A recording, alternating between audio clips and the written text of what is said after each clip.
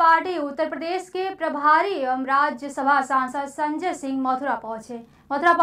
उन्होंने कहा, उत्तर प्रदेश की राजनीति जाति और धर्म के जंजाल में जकड़ी हुई है। उससे निकलना आम आदमी पार्टी कार्यकर्ताओं की सबसे बड़ी जिम्मेदारी है।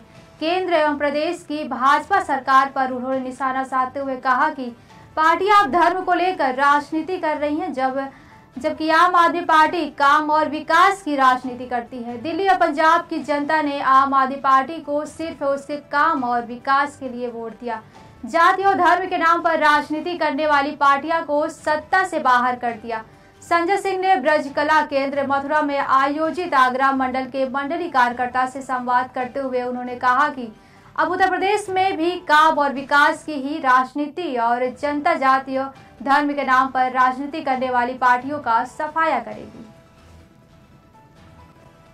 हमारे प्रदेश के अध्यक्ष सभाजीत जी हैं, महिला शाखा की प्रदेश के अध्यक्ष नीलम यादव जी हैं, यूथ के हमारे प्रदेश के अध्यक्ष भाई पंकज अवाना जी हैं, डॉक्टर शिव प्रताप जी हमारे जो महासचिव हैं ब्रज प्रांत के, और अजय गौतम जी पूर्व अध्यक्ष हैं यहाँ के।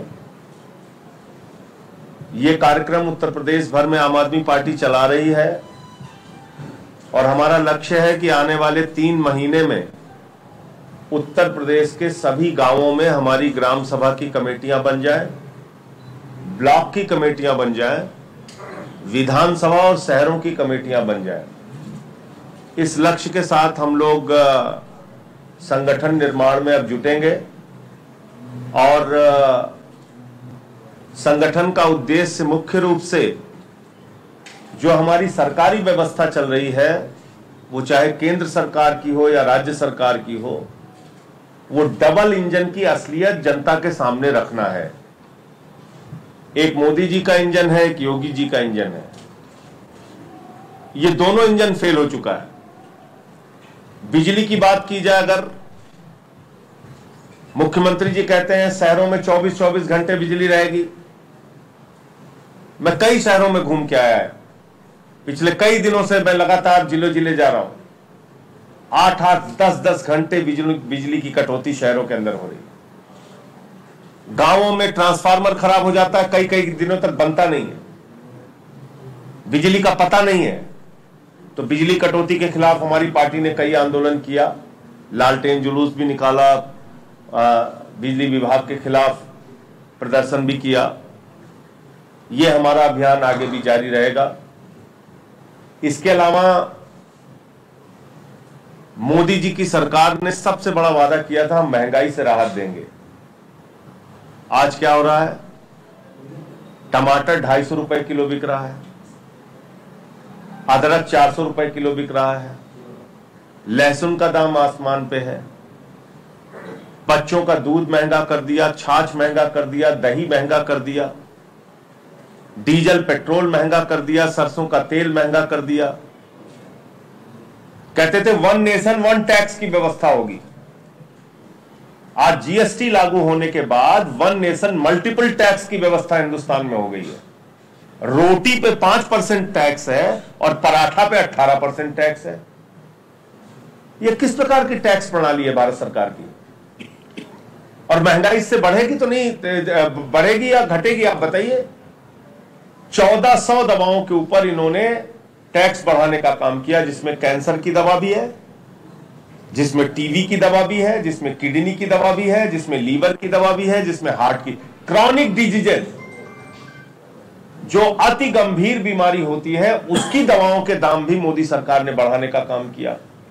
तो महंगाई आसमान पर है। तीसरा, 18 करोड़ नौकरियां देने का वादा किया था इन्होंने। 9 साल में 18 करोड़ नौकरी कहां गई, उसका कोई अता पता नहीं है। किसानों का फसल दोगुना करने की बात कही थी, उसका कोई अता पता नहीं है। 15 अगस्त 2022 तक सबको पक्का मकान देने की बात कही गई थी, उसका कोई अता पता नहीं है। तो आप पूरे देश को सिर्फ नकली मुद्दों पे उलझाकर आम इंसान की जिंदगी के जो वास्तविक मुद्दे हैं उससे ध्यान हटा रहे हैं। ये बहुत ही दुर्भाग्यपूर्ण है। भारत के प्रधानमंत्री भारत माता की सीमा की रक्षा के लिए जो सेना बनी है, उसको कमजोर करने का काम कर रहे हैं अग्निवीर योजना लाके। हमारे मथुरा, आगरा, इस पूरे क्षेत्र में, ब्रज क्षेत्र में बहुत सारे नौजवान सेना में जाते थे। अब किस मिशन के साथ जाएंगे? 6 महीने की ट्रेनिंग, 4 साल की नौकरी, उसके बाद घर बैठो, 17 साल में जवान बनो और 21 साल में पूर्व जवान बन जाओ। ये किस प्रकार की योजना है? तो अग्निवीर योजना भारत की सेना के साथ और भारत माता के साथ गद्दारी करने का काम मोदी सरकार ने किया है। मैं स्पष्ट शब्दों में बात कहना चाहता हूं। दूसरी बात, आज भारत की संपत्तियों को किस तरीके से बेचा जा रहा है। मैं पार्लियामेंट में था, पार्लियामेंट में बजट पेश किया, सरकार ने 6.5 लाख करोड़ की संपत्ति बेचने का प्रावधान किया। रेल बेच रहे हैं, सेल बेच रहे हैं, कोल बेच रहे हैं, बीपीसीएल बेच रहे हैं, स्टील बेच रहे हैं, सीमेंट बेच रहे हैं, एलआईसी बेच रहे हैं, बैंक बेच रहे हैं।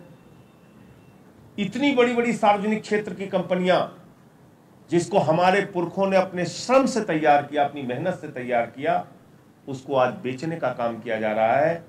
तो मैं तो ये कहता हूं कि जो सरकार सपूत होती है वो भारत माता की संपत्ति को बढ़ाती है, जो कपूत होती है वो भारत माता की संपत्ति को बेचने का काम करती है। तो एक कपूत सरकार हिंदुस्तान के अंदर चल रही है।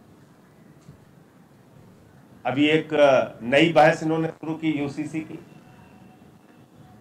उस पर थोड़ा समय आपका लेना चाहूंगा। 2018 में इसी सरकार ने एक लॉ कमीशन बनाया था, सबकी राय ली थी, और लॉ कमीशन के तत्कालीन जो चेयरमैन थे जस्टिस चौहान, उन्होंने कहा यूसीसी की हिंदुस्तान में कोई जरूरत नहीं, यहां विविधताओं वाला देश है। किसने? मोदी सरकार के द्वारा बनाए गए लॉ कमीशन के चेयरमैन ने कहा था। चलिए, आप उस रिपोर्ट से संतुष्ट नहीं थे, आपको यूसीसी लागू करना था। फिर 18 से लेकर 23 तक आप क्या कर रहे थे? 9 साल से मोदी जी की सरकार भांग खा के सो रही थी इस मुद्दे पर। आप 19 में लॉ कमीशन नहीं बना पाए, आप 20 में लॉ कमीशन नहीं बना पाए, आप 21 में लॉ कमीशन नहीं बना पाए, आप 22 में, 23 में जब 10 महीने चुनाव को रह गया तो आप कह रहे यूसीसी लागू होना चाहिए। अलग अलग समुदाय के लोग इस देश में रहते हैं। मैं शुरू करता हूं हिंदुओं से, ये तो बात शुरू करते हैं मुसलमान से क्योंकि उसमें इनको फायदा होता है। मैं बात शुरू कर रहा हूं हिंदुओं से।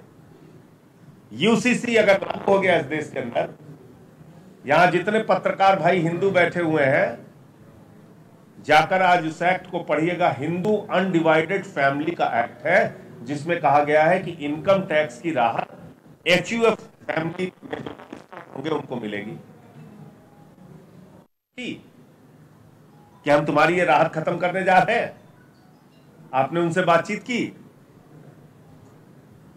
सिखों का आनंद मैरिज एक्ट है, उनकी शादी 4 फेरों में होती है, उनके अपने कुछ अलग रीति रिवाज है, उनसे आपने बात की। जैन धर्म के लोगों के ऊपर न्यूडिटी का कानून नहीं लागू होता। एक हिंदू नग्नावस्था में नहीं चल सकता, एक सिख नग्नावस्था में नहीं चल सकता, लेकिन एक दिगंबर जैन मुनि अगर वो नग्नावस्था में चलता है तो उसका लोग जाके पैर छूते हैं, आशीर्वाद लेते हैं। ये हमारे भारत की अलग अलग तरह की संस्कृति है।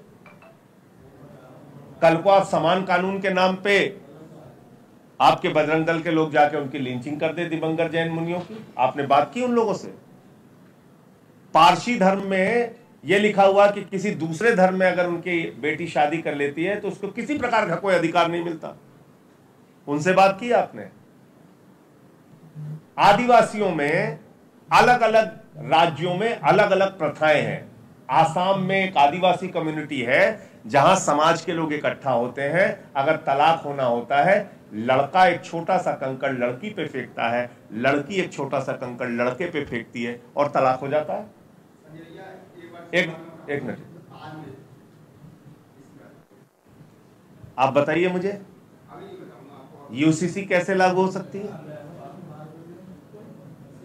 371 सिक्किम में, मिजोरम में, मेघालय में, नागालैंड में 371 का कानून लागू है, और उस 371 के कानून के तहत उन राज्यों को विशेषाधिकार है कि जब तक उनकी विधानसभा में जमीन से संबंधित, उनके रीति रिवाज से संबंधित, उनके परंपराओं से संबंधित कोई कानून पास ना हो तो भारत की संसद भी कानून पास नहीं कर सकती। आपने इस देश के करोड़ों आदिवासी समुदाय के लोगों से बातचीत की? तो यूसीसी आप लाने जा रहे हैं, कोई तैयारी आपकी है नहीं, आपको सिर्फ मजा लेना है, 4 महीने बहस करानी है कि बेरोजगारी पे बात ना हो, फसल पे बात ना हो, स्कूल पे बात ना हो, अस्पताल पे बात ना हो। 59,000 सरकारी स्कूल इस देश के अंदर बंद हो चुके हैं, 26,000 सरकारी स्कूल अकेले उत्तर प्रदेश में बंद हो चुके हैं। नमक रोटी बच्चों को खाने को मिलती है, हमारे नौजवान प्रयागराज में आत्महत्या कर लेते हैं बेरोजगारी के कारण। इन विषयों पे चर्चा ना हो कि टमाटर का दाम कितना हो गया है, अदरक कितनी महंगी हो गई है, बस खाली एक बहस इस देश में चलाए। इसलिए मैं बीजेपी को कहता हूं कि ये भारतीय झगड़ा पार्टी है, इनका काम सिर्फ झगड़ा कराना है, पहले हिंदू का मुसलमान से, फिर हिंदू का सिख से, फिर हिंदू का ईसाई से, फिर जाट का गैर जाट से, फिर मराठा का गैर मराठा से, फिर आदिवासी 2 समुदायों का मणिपुर में झगड़ा कराओ, और फिर किसान का पुलिस के जवान से और पहलवान का पुलिस के जवान से। ये भारतीय झगड़ा पार्टी है, कोई देश की तरक्की से कोई लेना देना नहीं है। और अंत में भ्रष्टाचार पे भाजपा की असलियत खोल के अपनी बात को खत्म करूंगा। प्रधानमंत्री जी ने 4-5 दिन पहले भोपाल में कहा कि 70,000 करोड़ का मैंने एनसीपी का घोटाला पकड़ा है, सिंचाई घोटाला, कोऑपरेटिव बैंक का घोटाला। हमारे प्रदेश के अध्यक्ष